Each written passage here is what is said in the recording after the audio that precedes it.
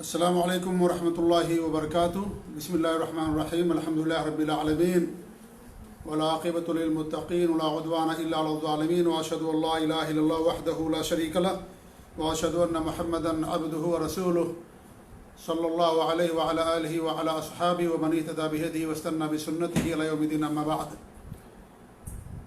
جانوروں کی حلت و حرمت کے متعلق شرعی قواعد اور ضوابط کا ذکر ہر بدھ کو آپ کے سامنے کیا جا رہا ہے۔ آج اس کا 5واں درس ہے۔ اس سے پہلے 8 قاعدے آپ لوگوں کے سامنے ہم بیان کر چکے ہیں۔ آج سے 9ویں قاعدے سے ہم شروعات کریں گے۔ 9واں قاعدہ یہ ہے کہ ہر وہ جانور جس کو شریعت میں مارنے سے منع کیا گیا ہے اس کا کھانا حرام ہے۔ اگر اس کا کھانا جائز ہوتا تو اس کو مارنے سے منع نہیں کیا جاتا۔ یہ قاعدہ نمبر 8 کے برعکس ہے۔ قاعدہ نمبر 8، اس سے پہلے آپ نے کیا سنا تھا کہ ہر وہ جانور جس کو مارنے کا حکم دیا گیا اس کا کھانا حرام ہے۔ یہ قاعدہ اس کے برعکس ہے۔ یہ قاعدہ جو 9 نمبر کے تحت میں نے بیان کیا ہے وہ یہ ہے کہ ہر وہ جانور جس کو شریعت میں مارنے سے منع کیا گیا ہے اس کا کھانا حرام ہے۔ اس لیے کہ اگر اس کا کھانا جائز ہوتا تو اس کو مارنے سے منع نہیں کیا جاتا، کیونکہ ذبح کرنے میں اس جانور کی موت ہوتی ہی، تو پھر جب مارنے سے منع کر دیا گیا تو اس کا مطلب یہ ہے کہ شریعت میں اس کا ذبح مقصود نہیں ہے، اس کو قتل نہیں کیا جائے گا، ذبح نہیں کیا جائے گا، اس کو مارا نہیں جائے گا۔ تو اس کا مطلب یہ ہوا کہ وہ شریعت کے تو ایسے جانور کا کھانا شریعت کے اندر حرام ہوگا۔ امام خطابی رحمۃ اللہ علیہ فرماتے ہیں کہ جس جانور کو بھی قتل کرنے سے منع کیا گیا ہے تو اس میں 2 وجوہات میں سے کوئی ایک وجہ ضرور پائی جاتی ہے۔ یعنی شریعت میں جن جانوروں کو قتل کرنے یا ان کو مارنے سے منع کیا گیا ہے ان میں 2 وجوہات میں سے کوئی ایک وجہ ضرور پائی جاتی ہے۔ نمبر 1، یا تو اس کی ذات کی حرمت کا لحاظ کرتے ہوئے اسے قتل سے منع کیا گیا ہے، جیسے انسان، کوئی بھی انسان ہو اس کو قتل کرنے سے مارنے سے منع کیا گیا، چاہے مسلمان ہو یا غیر مسلمان ہو۔ اسلام کے اندر ناحق کسی کو قتل کرنا بہت بڑا جرم ہے، اور ناحق کسی انسان کا قتل کرنا پوری انسانیت کے قتل کے مرادف ہے۔ تو شریعت کے اندر اس ذات کی حرمت اور اس کے ادب کا لحاظ رکھتے ہوئے، اس کی عزت کا پاس و لحاظ کرتے ہوئے شریعت کے اندر اس کو قتل کرنے سے منع کیا گیا۔ وہ انسان ہے۔ دوسری وجہ یہ ہوتی ہے کہ اس کے گوشت کے حرام ہونے کی وجہ سے، یعنی اس کا گوشت کھانا حرام ہے، شریعت کے اندر جائز نہیں ہے، اس لیے قتل کرنے سے یا ذبح کرنے سے یا مارنے سے منع کیا گیا۔ اور انہوں نے کچھ مثالیں دی ہیں، جیسے ہدہد ہے اور لٹورا ہے۔ لٹورا بھی ایک طرح کا پرندہ ہوتا ہے، تو یہ شریعت کے اندر ان کو قتل کرنے سے یا مارنے سے منع کیا گیا ہے۔ اس بات کو انہوں نے معالم السنن کے اندر 4 جلد 204 صفحے کے اندر بیان کیا ہے۔ اب آئیے دیکھتے ہیں کہ وہ جانور یا پرندے جن کو قتل کرنے سے منع کیا گیا وہ کون سے ہیں۔ نمبر 1، چونٹی، شہد کی مکھی، ہدہد اور لٹورا۔ یہ 4 ایسے پرندے ہیں، یا ان میں سے تو 2 حشرات میں سے آتے ہیں، کیڑے مکوڑوں میں سے آتے ہیں، اور 2 پرندوں میں سے آتے ہیں۔ جو 2 حشرات میں سے آتے ہیں وہ چونٹی ہیں اور اس طریقے سے شہد کی مکھی ہیں۔ چونٹی کے اندر چونکہ وہ ایذا اگر پہنچانے والا ہوگا، وہ چونٹی اگر ایذا پہنچانے والی ہوگی تو اس کا قتل کرنا جائز ہو جائے گا، اور دوسرے قاعدے کے تحت۔ ایسی شہد کی مکھی اگر اس سے تکلیف ہو، وہ ڈنک مار رہی ہو، شہد کی مکھی تکلیف پہنچا رہی ہو تو اس کا قتل کرنا جائز ہوگا۔ ایسی چونٹی اگر وہ کاٹ رہی ہو، کیونکہ کچھ چونٹیاں ایسی ہوتی ہیں جو بڑی خطرناک ہوتی ہیں، زہریلی ہوتی ہیں، یا جس کو اپنی زبان ہم لوگ چونٹا کہتے ہیں، جو بڑا ہو جاتا ہے، وہ بڑا خطرناک ہوتا ہے اور وہ کاٹتا ہے انسان کو، اور پھر اس کے اندر یعنی زخم ہو جاتا ہے اور پیپ وغیرہ بھر جاتا ہے اور کافی تکلیف ہوتی ہے۔ تو اگر وہ ایذا پہنچانے والی چونٹی ہو یا کاٹنے والی شہد کی مکھی ہو تو اسی صورت میں اس کا مارنا جائز ہو جائے گا۔ کیوں جائز ہوگا؟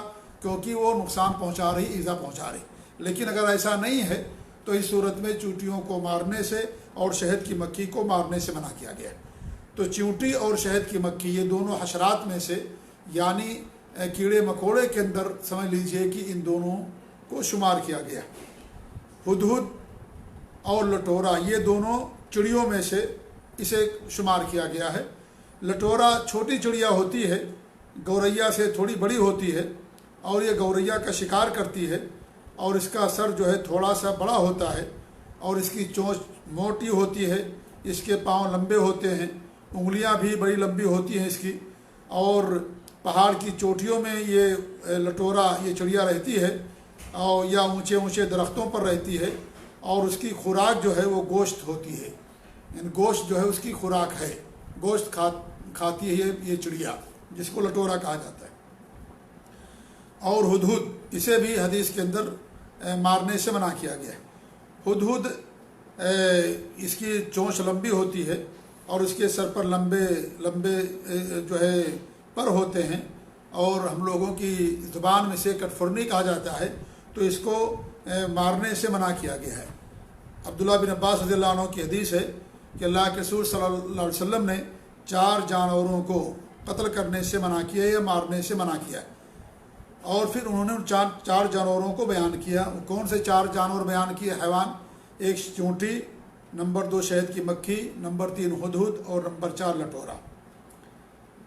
نمبر 5 جس کا قتل کرنا یا مارنا منع ہے وہ میڈک ہے۔ نبی اکرم صلی اللہ علیہ وسلم نے میڈک کو علاج کے لیے مارنے سے منع کیا ہے۔ سنن ابو داؤد اور سنن نسائی کی حدیث صحیح حدیث ہے۔ امام البانی رحمۃ اللہ علیہ نے اس کو صحیح الجامع کے اندر بھی بیان کیا ہے۔ امام خطابی رحمۃ اللہ علیہ فرماتے ہیں اس میں اس بات کی دلیل ہے کہ میڈک کھانا حرام ہے، اور ہر وہ جانور جس کو مارنے سے منع کیا گیا ہے، قتل کرنے سے، جان لینے سے منع کیا گیا ہے، اس کا کھانا حرام ہے، اس لیے شریعت کے اندر منع کیا گیا ہے۔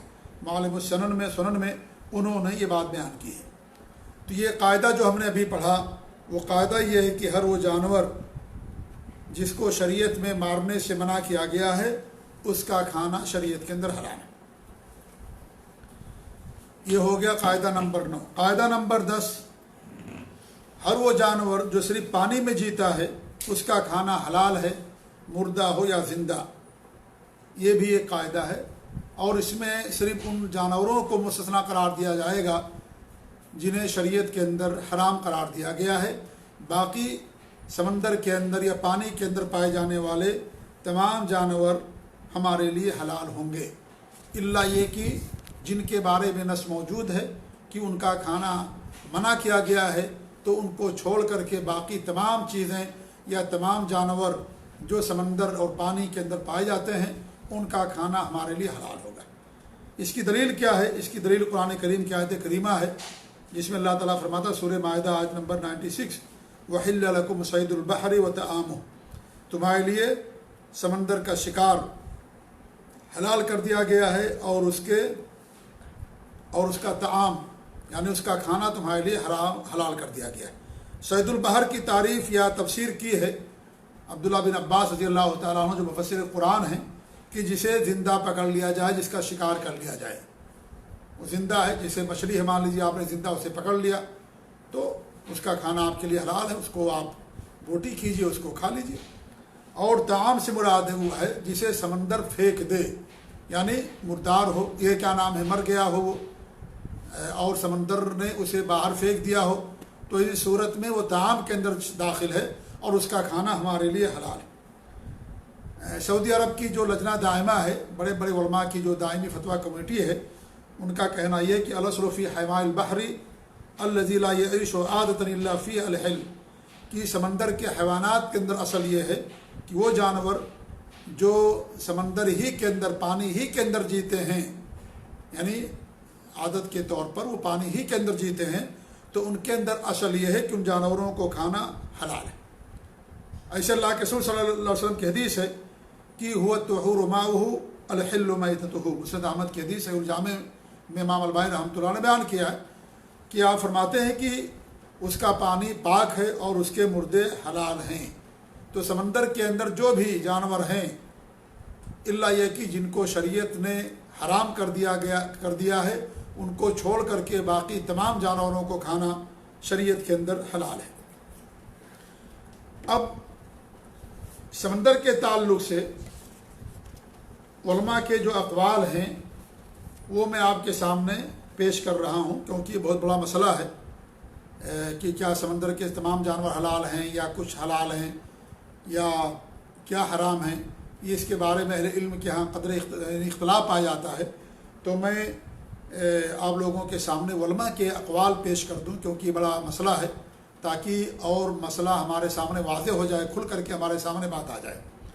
اس میں پہلا قول یہ ہے کہ بلا استثناء سارے کے سارے جانور جو سمندر کے اندر پائے جاتے ہیں وہ حلال ہیں، ان میں کسی کا بھی استثناء نہیں کیا جائے گا، خواہ وہ کچھ بھی ہو، مگرمچھ ہو، دریائی گھوڑا ہو، دریائی کتا ہو، دریائی سانپ ہو، دریائی گائے اور بیل ہو، یعنی ہر وہ جانور جو سمندر کے اندر پایا جاتا ہے اس کا کھانا حلال ہے، اس میں کسی کا کوئی استثناء نہیں ہے، سارے حلال ہیں۔ انہوں نے قرآن کریم کی آیت کریمہ سے دلیل لی ہے جو میں نے آپ کے سامنے پیش کی، اور نبی اکرم صلی اللہ علیہ وسلم کی حدیث سے انہوں نے دلیل لی ہے جو میں نے آپ کے سامنے پیش کی ہے۔ یہ شافعیہ کا کہنا ہے، مالکیہ کا، اور اس طریقے سے امام اوزاعی اور امام ابن حزم وغیرہ کے قول ہے کہ سمندر کے اندر پائے جانے والے تمام جانور کھانا اس کا حلال ہے۔ دوسرا قول اس کے بارے میں ہے کہ اکثر حلال ہیں لیکن کچھ مستثنیٰ ہیں، یعنی سمندر کے جانوروں کے بارے میں اصل تو یہ ہے کہ حلال ہیں، لیکن کچھ جانور اس کے اندر مستثنیٰ ہیں، کیونکہ ان کے استثناء کی دلیل حدیثوں کے اندر پائی جاتی ہے، اور یہی قول صحیح ہے۔ جیسے مگرمچھ کا کھانا حرام ہے کیونکہ وہ کیا نام ہے شکار کرتا ہے، دانت سے زہریلا ہے، وہ دانتوں سے شکار کرتا ہے، اس لیے اس کا کھانا کیا ہوگا، حرام ہوگا۔ ایسی میڈک کو شریعت کے اندر بنا کر دیا گیا، اسے پہلے قاعدہ پیش کیا گیا کہ ہر وہ جانور جس کو قتل کرنا مارنے سے منع کیا گیا ہے اس کا کھانا حرام ہوگا، تو میڈک کو مارنے سے، اس کی جان لینے سے منع کیا گیا ہے، لہذا وہ حرام ہے۔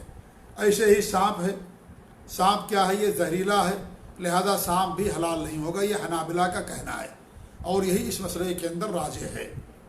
تیسرا قول یہ ہے کہ اگر اس جیسا جانور خشکی میں کھایا جاتا ہے تو وہ اس کا کھانا ہمارے لیے حلال ہوگا، جیسے سمندری گائے ہے، سمندری بچھڑا ہے، چونکہ خشکی میں ہم گائے کھاتے ہیں ہمارے لیے حلال ہے، بچھڑا ہمارے لیے حلال ہے، بیل ہمارے لیے حلال ہے، تو خشکی میں جو جانور کھانا حلال ہے وہی جانور وہ جانور کیا نام ہے سمندر کے اندر ہیں تو ان کو بھی کھایا جائے گا۔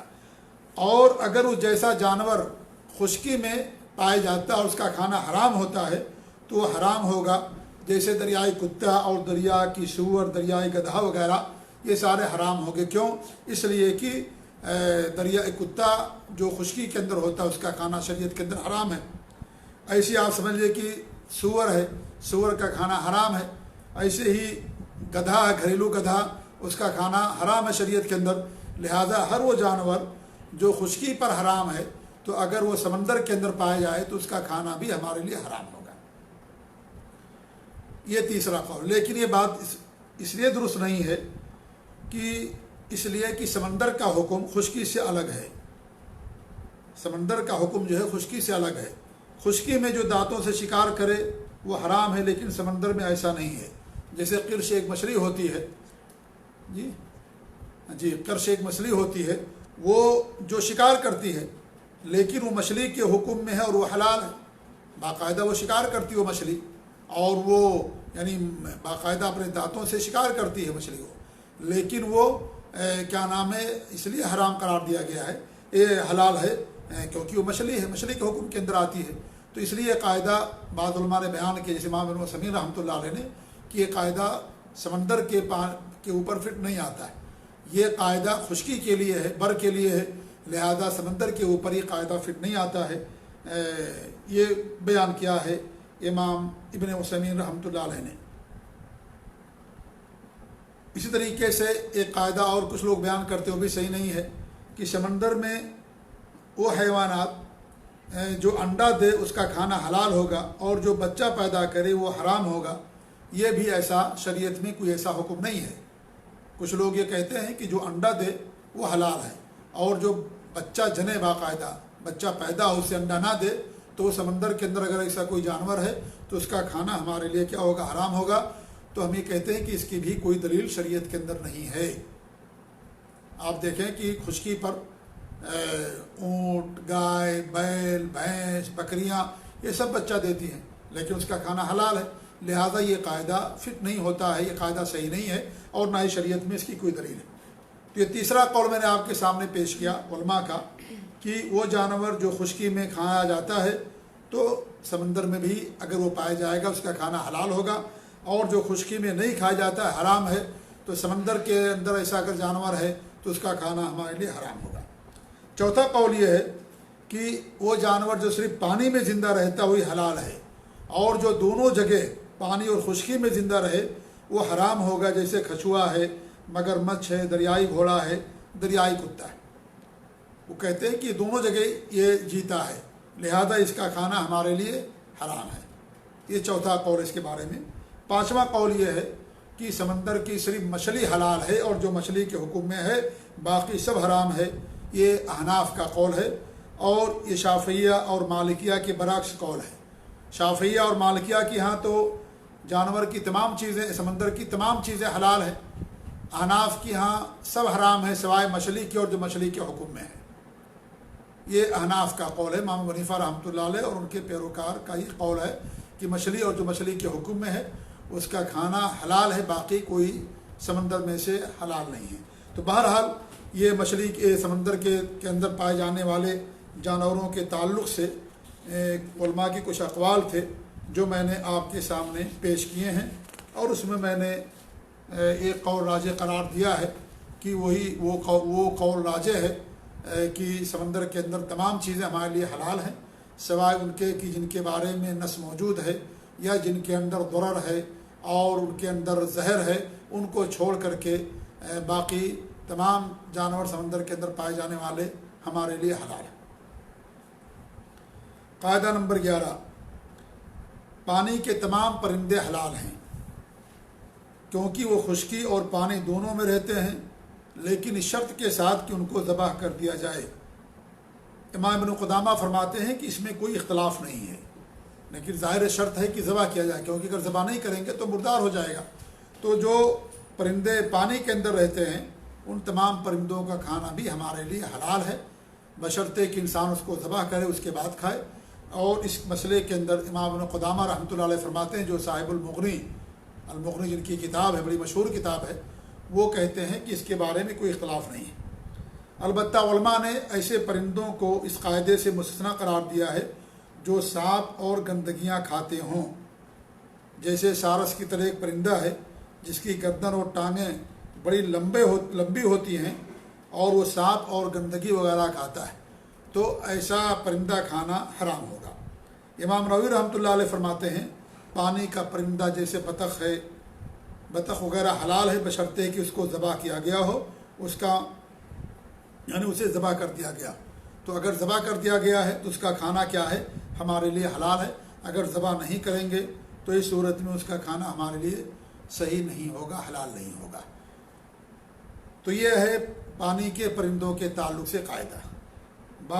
قاعدہ نمبر 12، ہر وہ پرندہ یا جانور جس کی غذا مردار یا غلیظ اور نجس چیزیں ہوں تو ان کا کھانا حلال نہیں ہے جب تک کہ اس کا گوشت مزیدار اور پاکیزہ نہ ہو جائے۔ یعنی ایسے جانور کو ہم باندھ دیں گے کچھ دنوں کے لیے، اور اس کے بعد جب وہ یعنی ان مردار اور غلیظ اور نجس چیزوں کو کھانا چھوڑ دے گا تو اس کے بعد اس کا کھانا ہمارے لیے حلال ہوگا۔ چونکہ ایسے جانوروں کی غذا بدبودار، غلیظ اور نجس چیزیں ہوتی ہیں، اس لیے اس کا گوشت بھی بدبودار اور بدمزہ ہوتا ہے، اس لیے اس کا کھانا کیا ہوگا؟ حرام ہوگا۔ تو قاعدہ یہ ہے کہ ہر وہ جانور یا ہر وہ پرندہ جس کی غذا مردار، خبیث، نجس اور غلیظ بدبودار چیزیں ہوں تو ان تمام چیزوں تو ایسے جانوروں کو کھانا ہمارے لیے حلال نہیں ہوگا۔ لیکن اس میں اس بات کا خیال کیا جائے گا کہ اگر یہ کچھ کھاتے ہیں مردار چیزوں میں سے، لیکن ان کی غذا کا اکثر جو حصہ ہوتا ہے وہ پاکیزہ چیزیں رہتی ہیں، حلال چیزیں رہتی ہیں، تو اس کا کھانا حلال ہوگا۔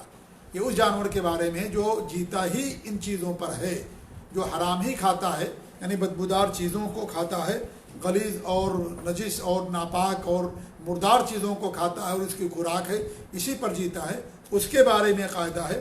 لیکن اگر وہ کچھ کھاتا ہے لیکن اس کے خوراک میں سے اکثر حصہ وہ چیزیں ہیں جو پاک ہیں، پاکیزہ ہیں، حلال ہیں، تو پھر اس کا کھانا ہمارے لیے حلال ہوگا۔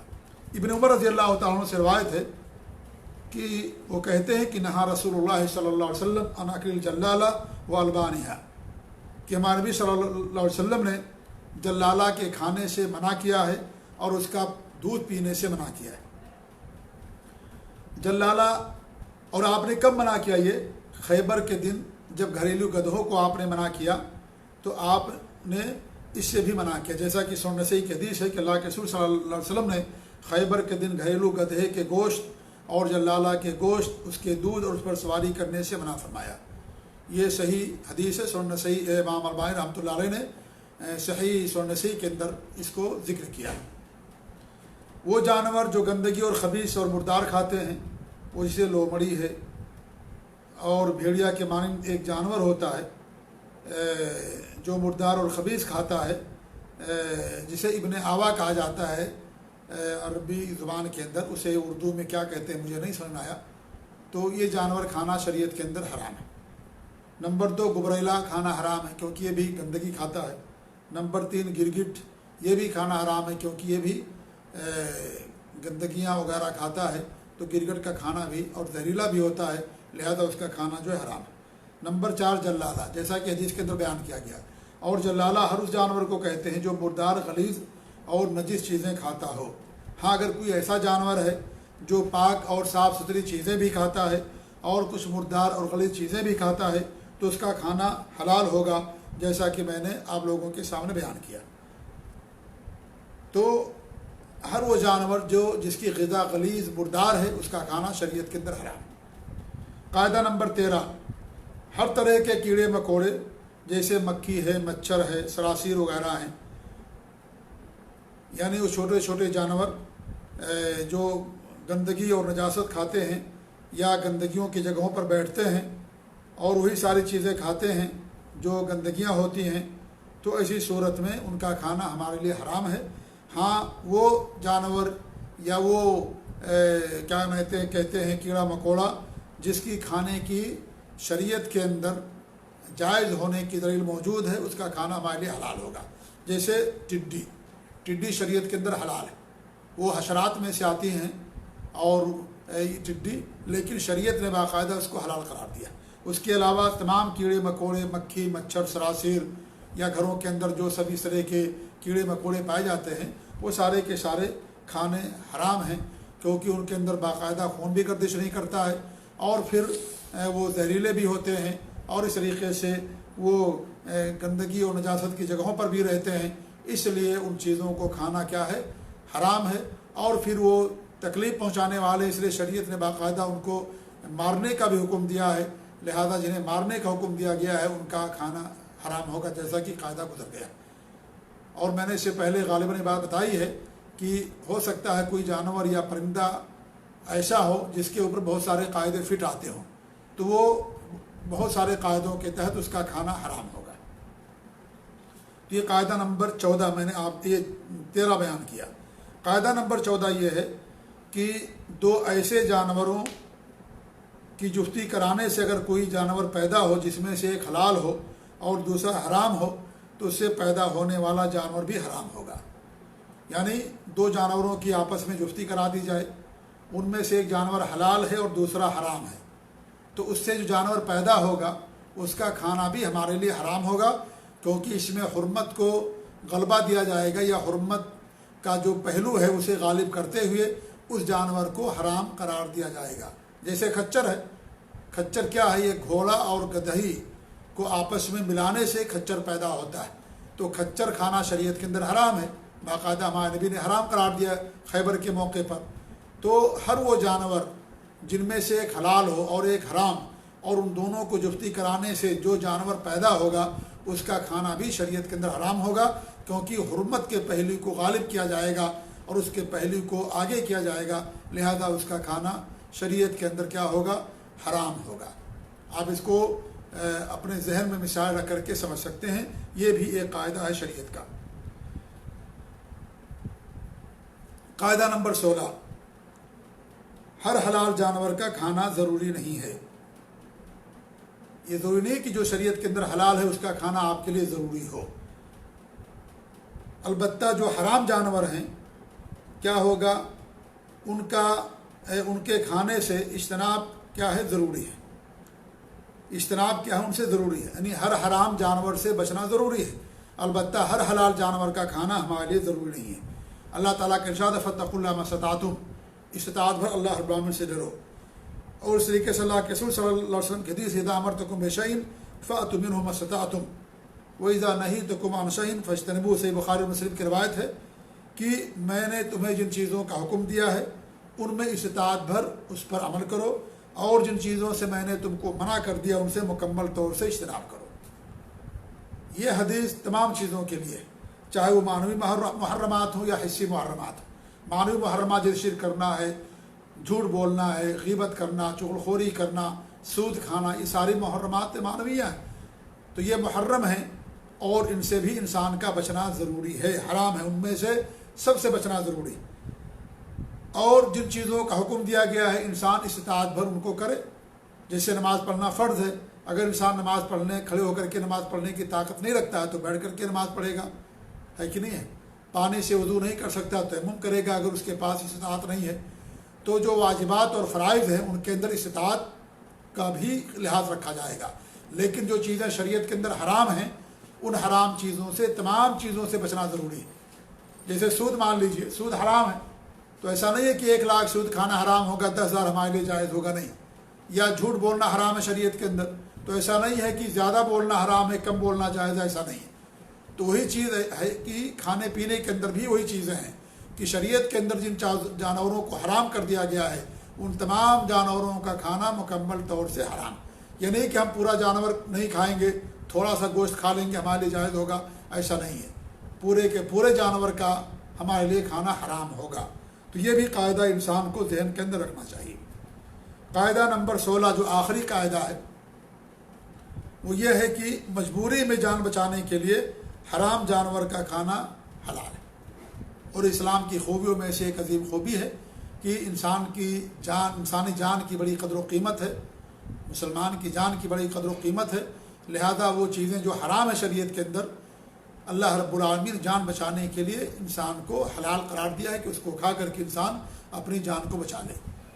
جیسے انسان اپنی جان بچانے کے لیے کلمہ کفر کہہ سکتا ہے، اگر انسان کو مجبور کر دیا جائے تو انسان اپنی زبان سے کلمہ کفر کہہ کر کے اپنی جان بچا سکتا ہے۔ اللہ تعالیٰ کے ارشاد الا من اکرہ وقلبہ مطمئن بالایمان، جس آدمی کو مجبور کر دیا جائے کلمہ کفر کہنے پر لیکن دل میں اس کو ایمان پر اطمینان ہو، دل اس کا ایمان پر مطمئن ہو، صرف زبان سے کہہ رہا دل میں کفر نہیں ہے، تو ایسا انسان، ایسا مسلمان اپنی جان بچا سکتا ہے، شریعت نے باقاعدہ اس کی اجازت دی ہے۔ تو معلوم یہ ہوا کہ ہر وہ چیز جو شریعت کے اندر حرام ہے جان بچانے کے لیے انسان اس کو کھا سکتا ہے، شریعت کے اندر اس کو حلال قرار دیا گیا۔ اللہ رب العالمین نے فرمایا سورہ انعام کے اندر اور سورہ بقرہ کے اندر اور سورہ نحر کے اندر بھی تقریباً 3 آیتوں کے اندر اللہ رب العالمین نے بات بیان کی ہے کہ فمن اضطر غیر باغ ولا عاد، کہ جو مجبور ہو جائے، جسے مجبور کر دیا گیا، اور غیر باغ ولا عاد، غیر باغ کا مطلب یہ ہے کہ وہ حرام کا طالب نہ ہو، یعنی وہ حرام کا خواہش مند نہ ہو، یعنی وہ حلال کھانے پر قادر ہے لیکن وہ حلال نہیں کھا رہا ہے بلکہ وہ حرام کھانا چاہتا ہے، یا اس کی بھوک اس قدر نہیں ہے کہ جان جانے کا خطرہ ہے، تو اسی صورت میں اگر یہ چیز نہیں ہے ولا عاد، اور ولا عاد کا مطلب یہ ہے کہ حد سے تجاوز کرنے والا نہ ہو، یعنی جو اس کے لیے اضطراری حالت میں حلال کر دیا گیا ہے اس میں تجاوز نہ کرے، یعنی اپنی جان بچانے کے لیے کیا نام ہے وہ، یعنی حد سے تجاوز نہ کرے۔ تو یہ 2 شرطوں کے ساتھ شریعت نے مردار کو بھی اور حرام چیزوں کو کھانے کو حلال قرار دیا ہے۔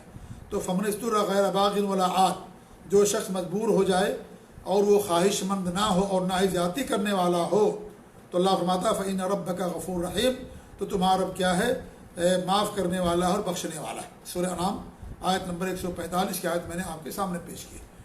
تو اس آیت میں اللہ رب العالمین نے فرمایا کہ جو انسان مضطر ہو، مجبور ہو، جان بچانا اس کے لیے ضروری ہے. جان اگر حرام نہیں کھائے گا، مردار نہیں کھائے گا تو ایسے آدمی کی جان چلی جائے گی. تو اسی صورت میں اللہ رب العالمین نے اس کے لیے باقاعدہ حلال کیا ہے کہ اپنی جان بچا لے. ہاں یہ کہ وہ حرام کا طالب نہ ہو، حرام کا خواہش مند نہ ہو. حرام کھانا چاہتا تھا لیکن ایک بہانہ اس نے بنا لیا، تو ایسا نہیں ہونا چاہیے. یہی ہے کہ حد سے تجاوز نہ کرنے والا، یعنی یہ ایسا نہ ہو کتنا، یعنی اتنا ہی کھائے جتنا شریعت نے اس کے لیے حلال قرار دیا ہے. یہ نہ کہ اپنی عادت بنا لے ہمیشہ حرام ہی کھا رہا ہو، تو ایسی صورت میں وہ حد سے تجاوز کرنے والا مانا جائے گا. وہ اپنی جان بچانے کے لیے صرف کھا سکتا ہے. ایسا نہیں کہ وہ حرام کو اپنے لیے ہمیشہ کے لیے حلال کر لے اور اسے لے آئے، گھر آ گیا، اب اس کے پاس کوئی مجبوری نہیں رہ گئی ہے، اس کے باوجود بھی حرام کھا رہا ہے، مردار کھا رہا ہے، تو یہ تجاوز کرنے والا مانا جائے گا. لہذا ایسا کرنا اس کے لیے جائز نہیں ہوگا. اور اگر کوئی آدمی ایسا کرے گا تو اللہ رب العالمین دیکھنے والا ہے. قیامت کے دن ایسے آدمی کی پکڑ ہوگی اور ایسے آدمی کو سزا ملے گی، کیونکہ اس نے شریعت کے حکم کی پامالی کی ہے، حدود سے تجاوز کیا ہے اور اس قاعدے سے ناجائز اس نے فائدہ اٹھایا ہے. لہذا اللہ رب العالمین ہر چیز کو جاننے والا، تو ایسی صورت میں اس کے لیے حلال نہیں ہوگا. واقعتاً جو مجبور ہے اگر وہ نہیں کھائے گا اس کی جان چلی جائے گی یا جان جانے کا زیادہ خطرہ ہے، تو ایسی صورت میں شریعت نے باقاعدہ اس کے لیے اس کو حلال قرار دیا. ایسے آپ دیکھیں کچھ بیماریاں ایسی ہیں کہ اگر انسان کا علاج نہیں کیا گیا انسان کی جان چلی جائے گی اور اس کے پاس حلال پیسہ نہیں ہے، کوئی لوگ مدد کرنے والے بھی نہیں ہیں، تو سود جو شریعت کے اندر حرام ہے لینا دینا، وہ سود کے ذریعے سے اپنا علاج کر سکتا ہے، کیونکہ وہ مضطر ہے، مجبور ہے انسان. آج جو لاک ڈاؤن کی وجہ سے لوگوں کی صورتحال ہے کہ لوگ فقر و فاقہ پر مجبور ہیں اور فقر و فاقہ کی وجہ سے لوگوں کی جان جا رہی ہے، کتنے لوگ مر گئے ہیں یا مر رہے ہیں، تو اسی صورت میں سود سے باقاعدہ ان کی مدد کی جائے گی اور مردار کھانا اسی صورت میں ان کے لیے حلال ہو جائے گا. کیونکہ یہاں جان بچانے کا مسئلہ آ گیا، جان بچانے کا مسئلہ آ گیا، جان ان کی خطرے کے اندر پڑی ہوئی ہے. اور غالب گمان یہ ہے کہ وہ اگر نہیں کھائیں گے حرام تو اس صورت میں وہ بھوک مری کی وجہ سے، فقر و فاقہ کی وجہ سے ان کی جان چلی جائے گی. تو ان تمام صورتوں میں سود کا بھی استعمال کرنا شریعت کے اندر حلال ہے کہ اگرچہ چیز حرام ہے لیکن جان بچانا مقدم ہے، جان بچانا سب سے آگے ہے. لہذا اس صورت میں جان بچانے کے لیے حرام چیزوں کو شریعت کے اندر کھانے حلال کر دیا گیا. اور اسلام کے ایک آفاقی یہ حکم ہے، یہ اور قیامت تک کے لیے حکم ہے یہ، کیونکہ انسان کی جان مقدم ہے، انسانی جان کی حفاظت کرنا ضروری ہے. لہذا مردار چیزوں کو بھی انسان کھا کر کے اپنی جان بچا سکتا ہے. یہ 16 قاعدے تھے جانوروں کے حلت و حرمت کے تعلق سے، جو میں نے 5 درسوں میں آپ کے سامنے میں نے بیان کیا ہے. آج یہ درس ختم ہوتا ہے، انشاءاللہ رمضان کے مہینے میں ہم کسی اور درس کی شروعات کریں گے. اللہ تعالیٰ سے دعا کہ اللہ رب العالمین ہمیں حرام سے بچائے، حلال پر اکتفا کرنے کے اللہ تعالیٰ توفیق دے. اللہ تعالیٰ ہمیں قناعت عطا فرمائے. اللہ رب العالمین ہمیں ہر حرام چیز سے محفوظ رکھے، اس وبا سے محفوظ رکھے، اس مصیبت سے محفوظ رکھے، ہم سب کی حفاظت فرمائے. آمین رب العالمین. وجزاکم اللہ خیر. وصلی اللہ علیہ محمد وعلی آلہ وصحبہ اجمعین. والسلام علیکم ورحمۃ اللہ وبرکاتہ.